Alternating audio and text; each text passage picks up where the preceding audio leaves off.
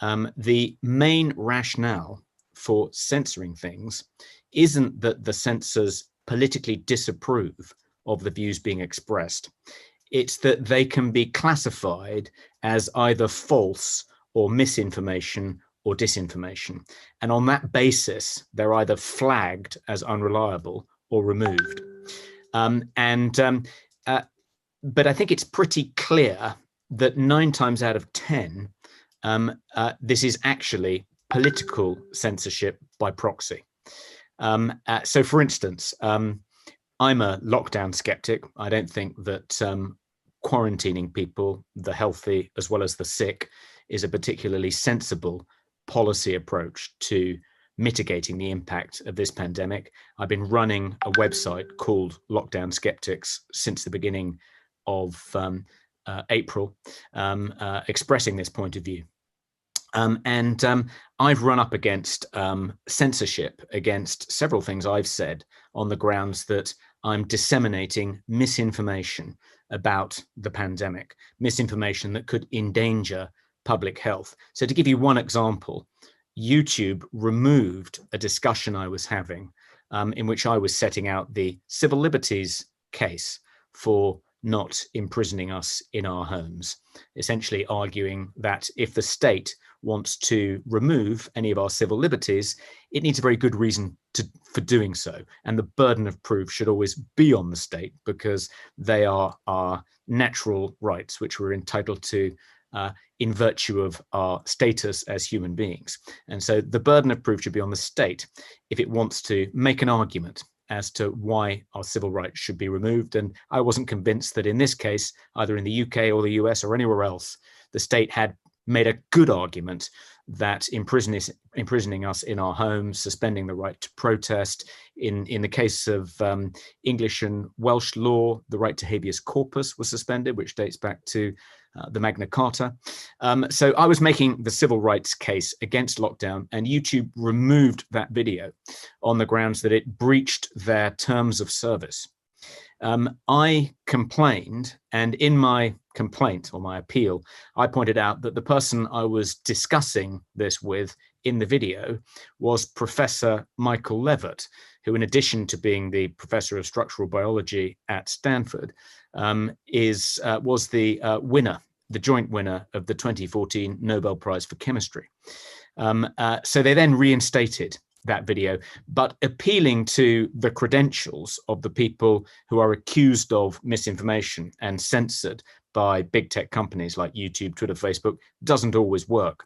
So, for instance, recently, Carl Hennigan, who's the Oxford Professor of Evidence-Based Medicine, jointly authored a piece for The Spectator about I think it was about vaccines, which of course is a word and a subject that triggers the independent fact checkers on these social media platforms. Wrote a perfectly sensible, reasonable piece.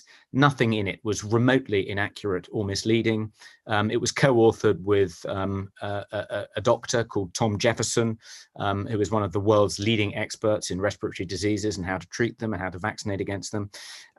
It couldn't have been more authoritative. The credentials of the people who'd composed this article for The Spectator could not have been more impressive. I mean, there's little doubt, I think, that they knew more about the subject than the independent fact checker who deemed that what they were saying was quote unquote false.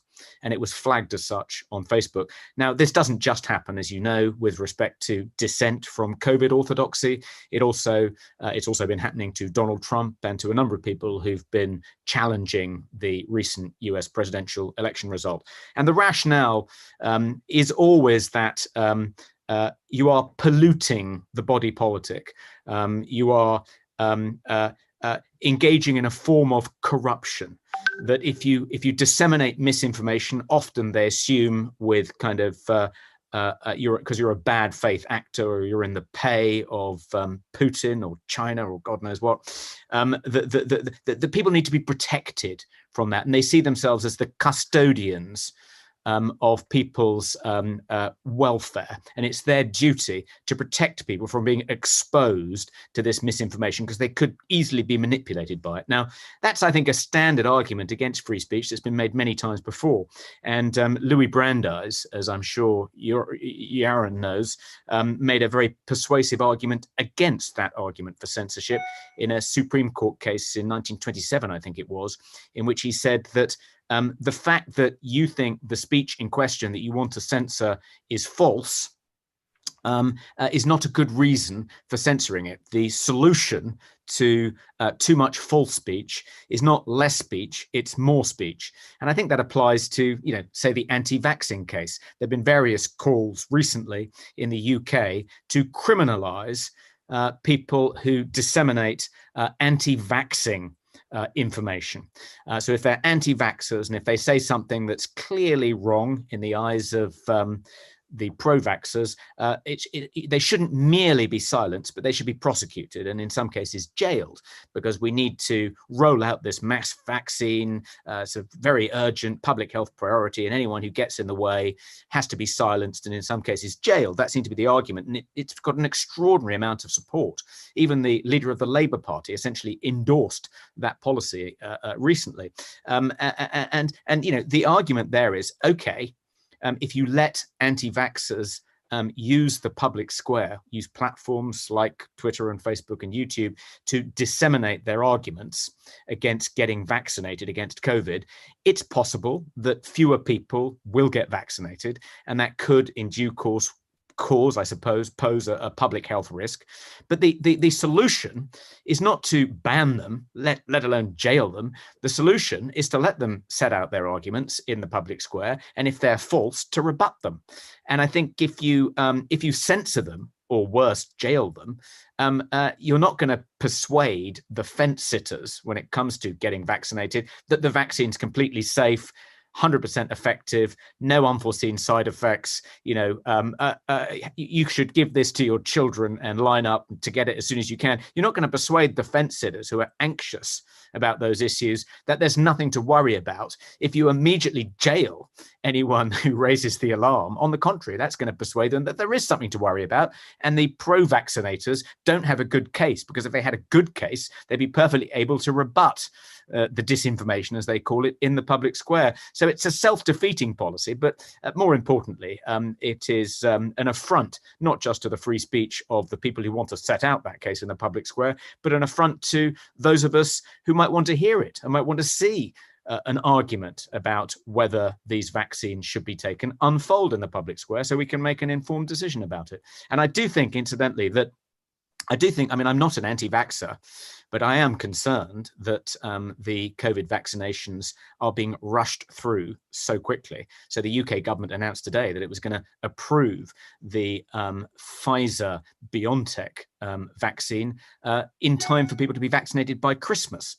And that is extraordinarily fast. And of course, the risk, if you approve a vaccine, particularly a vaccine using a relatively novel technology, as this one is, if you approve it extremely quickly, there is, of course, a greater risk that there may be some unforeseen side effects. I mean, you'll probably recall that when the swine flu vaccine was rushed out, I think back in 2009, it did have an unforeseen side effect. It caused narcolepsy. And there's a court, which is part of the English and Welsh courts and tribunal system, that exists to compensate people who've been harmed by vaccines, because, of course, the drug companies are always granted absolute indemnity by governments. And this court has already paid out over £50 million for people who got narcolepsy as a result of taking the swine flu vaccine. Now, I'm not saying that there'll be an equivalent side effect if you take the Pfizer-BioNTech vaccine, but there could be. And in some ways, the difficulty is that all these people calling for anyone who raises concerns, who says they're anxious about this particular vaccine, all the people saying they should shut up or they should be shut up.